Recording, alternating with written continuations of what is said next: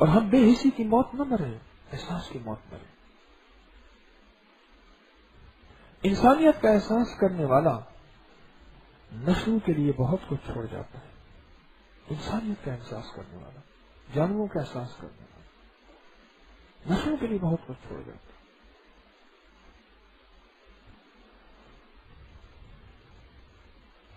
میں ایک تھانے دار تھے، سید علمدار حسین شاشیہ تھے، بڑے اچھے انسان تھے۔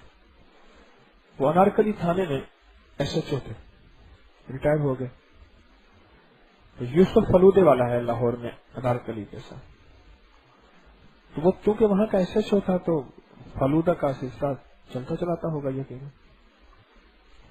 کہنے لگا کہ میں نے ایک دفعہ فوت ہو گئے موصوف یوسف صاحب، تو ان سے پوچھا جہان تو سارا ہے، فلودہ تو سب کے ہیں، آپ کا فلودے میں کوئی خاص چیز ہوتی ہے؟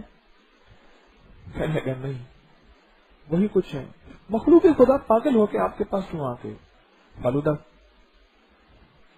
لیتی ہے؟ کہنے لگا میرا ایک عمل ہے، اس عمل کی وجہ سے رب نے مجھے رزق میں برکت دی ہوئی ہے۔ میں صبح اٹھتا ہوں، شکر چاول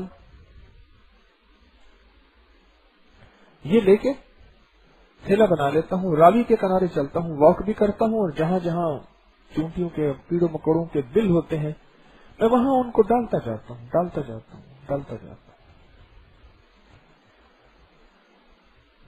میرے پاس کچھ نہیں تھا، جب سے یہ میں نے عمل شروع کیا رب نے بہت کچھ دے دیا۔ احساس